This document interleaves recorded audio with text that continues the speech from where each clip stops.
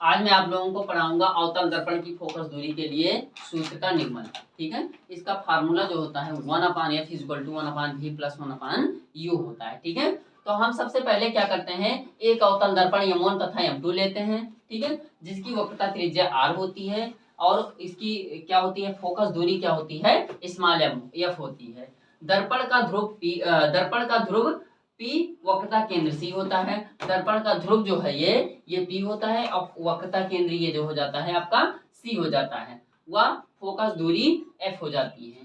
ठीक है, दर्पण की मुख्य अक्ष पर ध्रुव P से U तक की दूरी, यहाँ से मुख्य अक्ष P से यहाँ तक की वस्तु तक की दूरी, P से वस्तु तक की दूरी जो ये, इसको हम क्या लेते हैं, U ले लेते हैं, स्मॉल u ले लेते हैं। ठीक है, फिर इसके बाद क्या करते हैं, जिसका प्रतिबिंब a' b' पर बनता है।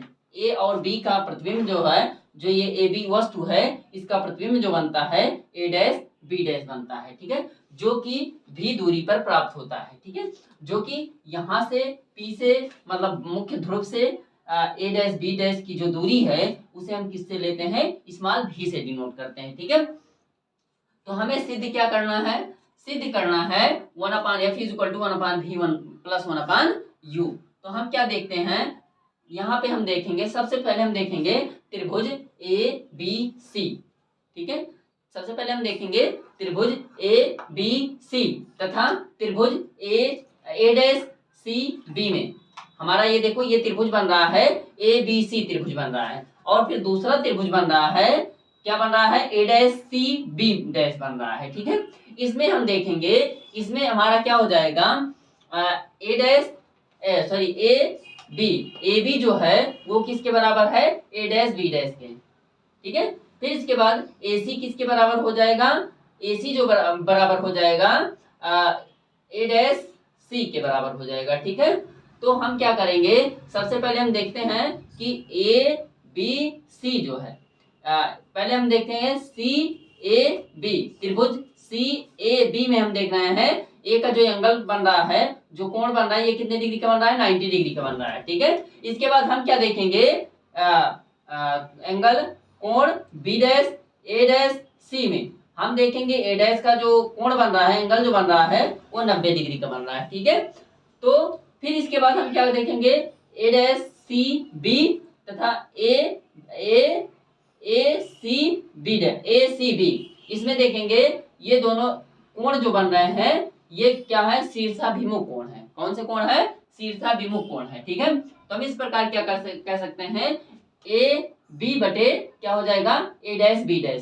इक्वल टू AC बटे क्या हो जाएगा, A'-C हो जाएगा। ठीक है, आए समझ में, इसको हम क्या मान लेंगे, समीकरण 1 मान लेंगे। इसी प्रकार हम क्या देखेंगे, इसी प्रकार हम दूसरा त्रिभुज लेंगे DNF A'-FB' में, इसमें देखेंगे हम क्या देखेंगे, DNF तथा A'-B'-F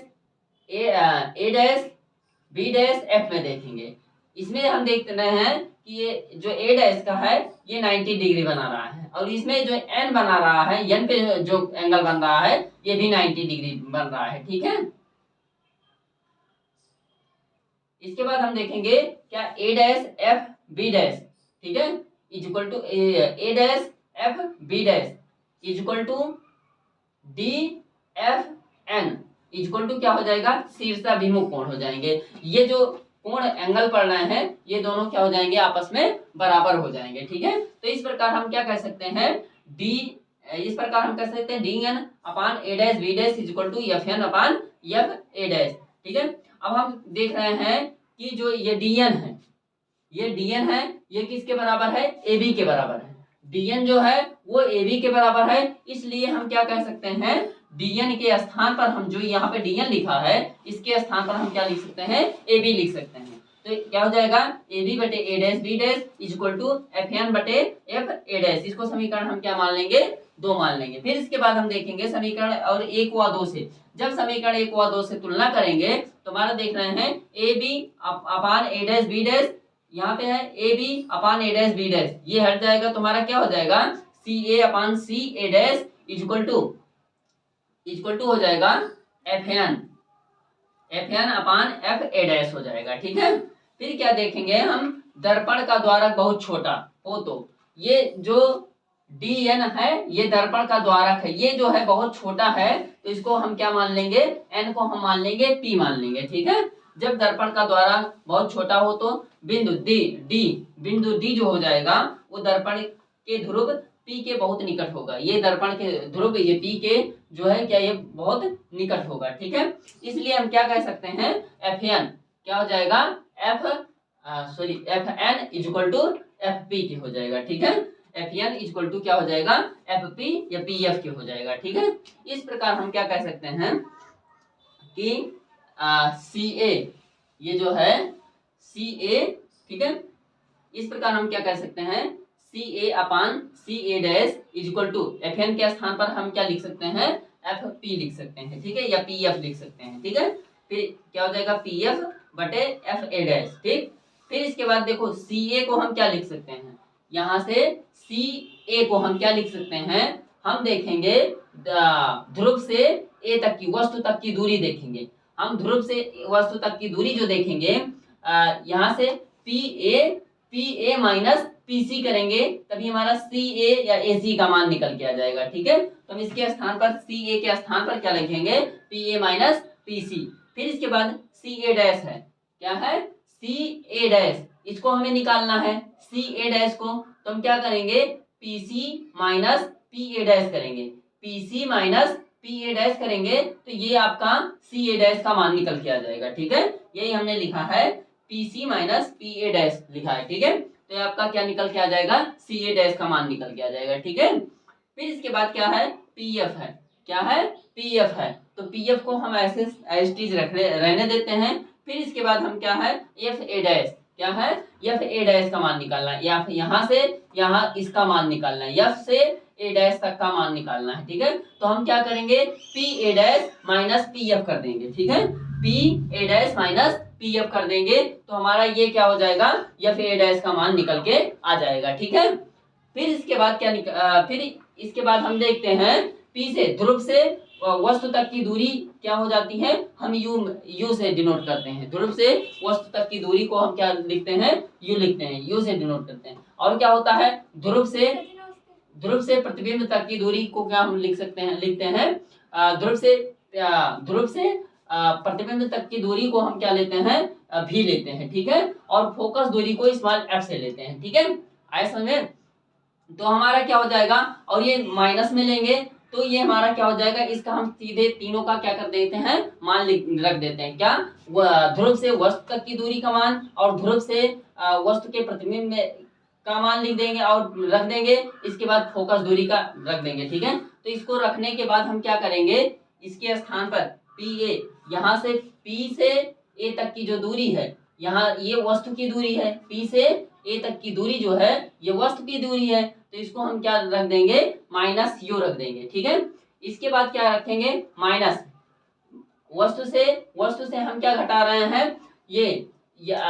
वस्तु से इसको हम ये p क्या कर रहे हैं,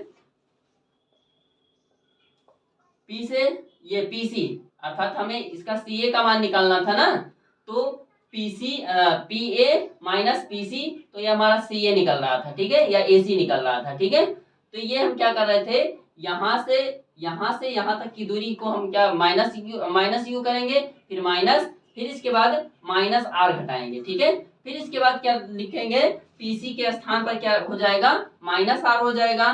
फिर इसके बाद pc यहाँ पे है, pc के स्थान पर माइनस r हो जाएगा, और p से a डैश तक की दूरी ये अर्थात प्रतिबिंब है, तो प्रतिबिंब की दूरी को हम क्या लेंगे, माइनस v से लेंगे। ठीक है, माइनस v से लेंगे तो ये माइनस v हो जाएगा, इक्वल टू क्या हो जाएगा, इक्वल टू क्या हो जाएगा, p से f तक की दूरी को स्मॉल f लेंगे तो ये क्या हो जाएगा, माइनस f हो जाएगा। इसके बाद फिर हमारा pa डैश अर्थात प्रतिबिंब की दूरी आ रही है तो इसको हम क्या कर देंगे, माइनस v कर देंगे। ठीक है, फिर माइनस और p से f तक की दूरी हम क्या कर देंगे, ये माइनस f कर देंगे। ठीक है, इसके बाद हम इसको सॉल्व कर लेते हैं। इसको क्या करते हैं, हम देखते हैं r इक्वल टू क्या हो जाता है, 2f, कैसे हो जाता है, f equal to r by 2 होता है। ठीक है, f equal to r by 2 होता है, तो r equal to 2 into F हो जाएगा, 2f हो जाएगा, ठीक है।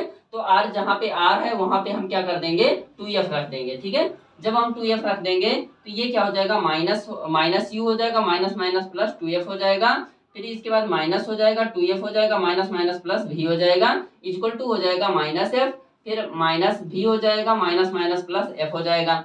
इसके बाद हम क्या करेंगे, क्रॉस मल्टीप्लिकेशन कर देंगे, ठीक है, क्रॉस मल्टीप्लिकेशन गुणा कर देंगे, ठीक है। जब ये गुणा करेंगे तो माइनस यू इंटू 2f और इंटू क्या हो जाएगा, minus v plus F is equal to minus F into minus 2f plus v हो जाएगा। इसको हम सॉल्व करेंगे तो ये इसको पहले माइनस यू से गुणा माइनस भी में करेंगे तो माइनस माइनस प्लस हो जाएगा, यू भी हो जाएगा, फिर माइनस माइनस यू है प्लस एफ है तो माइनस प्लस माइनस हो जाएगा, U into F equal to U F हो जाएगा। फिर इसके बाद हम 2f को उठाएंगे तो 2f इंटू माइनस भी हो जाएगा तो माइनस 2vf हो जाएगा।